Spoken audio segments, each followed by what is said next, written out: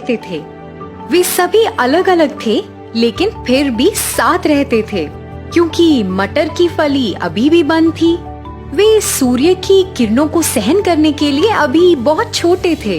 वे सारा दिन सोते रहते थे, लेकिन रात में वे एक दूसरे से बात करते थे और अपने आसपास संगीत सुना करते थे, खासकर चंद्रमा का संगीत। सुंदर चंद्रमा तारों से लिपटा हुआ मटरों के लिए सुंदर गीत गाता था। पूर्णिमा के समय वह मृदंग बजाता था।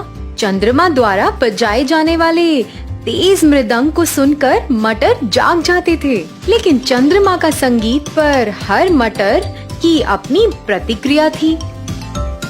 मुझे मृदंग की आवाज बहुत पसंद है, बूम बूम बूम। मुझे तो गिटार बहुत पसंद है, मैं तो इससे प्यार करता हूँ, यह कितना सुखदायक है। मुझे तो वीणा बजाने का तरीका बहुत पसंद है, यह बहुत खूबसूरत है। आहा, इतना मधुर। ओह, यहाँ शांति क्यों नहीं है? संगीत को भूल जाओ।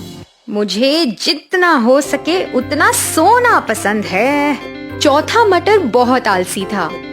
पांचवा और सबसे छोटा मटर अन्य चार से बहुत अलग था। मुझे हर तरह का संगीत पसंद है, चाहे वो गिटार हो, मृदंग या फिर वीणा। उनमें से हर एक खास है और जब मैं उनकी धुन सुनता हूँ तो मुझे खुशी होती है। मटर दिन ब दिन बढ़ते जा रहे थे और अब उन्हें लगा कि उनकी फली सड़ रही है।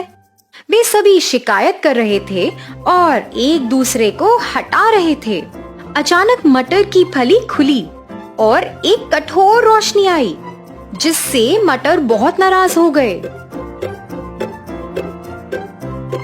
कुछ मिनटों के बाद जब वे सभी सूरज की रोशनी के साथ सहज हो गए, तो उन्होंने एक चर्चा शुरू कर दी।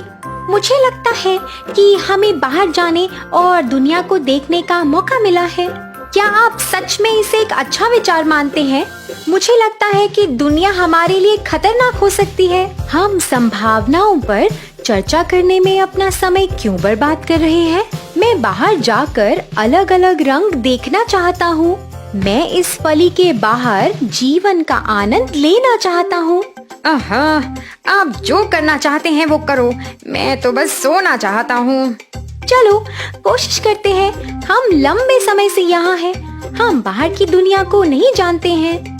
उन्होंने अंत में इसे एक साहसिक कार्य के रूप में लिया और एक एक करके वे फली से नीचे खिसक गए।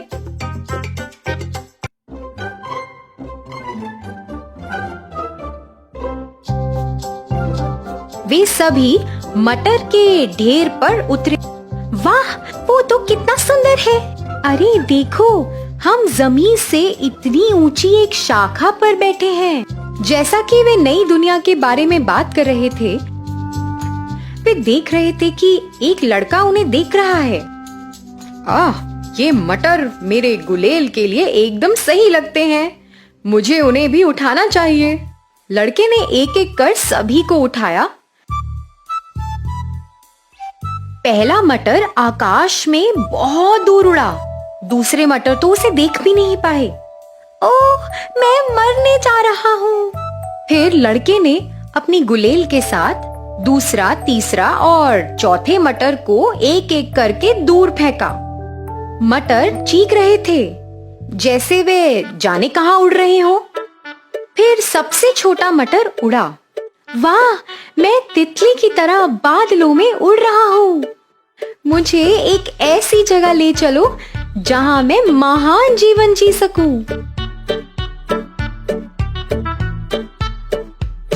सबसे छोटा मटर एक खिड़की पर उतरा। जैसे ही उसने खिड़की से झांका, उसने देखा कि एक छोटी लड़की बिस्तर पर सो रही है। वे अस्वस्थ थी और लगातार खांसी कर रही थी। उसकी माँ उसे खाने के लिए कह रही थी, मेरी बेटी, कुछ खाने की कोशिश करो, ये तुम्हें बीमारी से लड़ने की ताकत देगा। मुझे माफ कर दो माँ, मुझे खाने का मन नहीं कर रहा। अगर तुम नहीं खाओगी तो कैसे मजबूत और स्वस्थ बनोगी? मटर ने देखा कि माँ छोटी लड़की को खिलाने की कोशिश कर रही थी, लेकिन लड़की खाने के लिए बहुत बीमार थी। लड़की के लिए माँ बहुत चिंतित लग रही थी। रात में जब लड़की सो गई, तो मटर ने लड़की की माँ और उसके लिए प्रार्थना की और वह उनके लिए बहुत दुखी भी हुआ। वह मदद करना चाहता था। देर रात मटर ने खिड़की के माध्यम से कमरे में प्रवेश किया। चंद्रमा की रोशनी के साथ मटर ने लड़की के लिए मृदंग के साथ एक गीत गाया। अरे वहाँ कौन है? मुझे अभी कुछ आवाज सुनाई दे रही है। ये मैं हूँ, मैं यहाँ खिड़की में हूँ।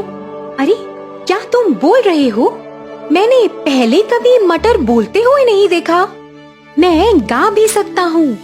मैं आपके लिए चंद्रमा के मृदंग के साथ एक गीत गा रहा था। क्या?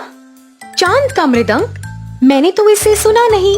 आपको एक विशेष मटर होना चाहिए। इस दुनिया में हर कोई विशेष है और हर चीज में कुछ संगीत है। हमें सिर्फ ध्यान से सुनना है। आपके कहने का ये मतलब है कि मैं चांद का मृदंग सुन सकती हूँ? इस दुनिया में सब कुछ संभव है यदि आप विश्वास करते हो। ओह हाँ, मुझे लगता है कि अब चंद्रमा के मृदंग को सुन सकती हूँ मैं। लेकिन एक चीज है जो मेरे लिए संभव नहीं है। वो क्या है? मैं इस बीमारी से ठीक नहीं हो पाऊंगी। ओह, ऐसा मत कहो कि क्या होगा। अगर मैं एक मटर के अलावा कुछ और बन सकूं तो तब आप फिर से बेहतर बन सकते हैं। लेकिन आप केवल एक मटर हैं। आप और क्या बन सकते हैं? खुद पर विश्वास रखें और आप कुछ भी कर सकते हैं।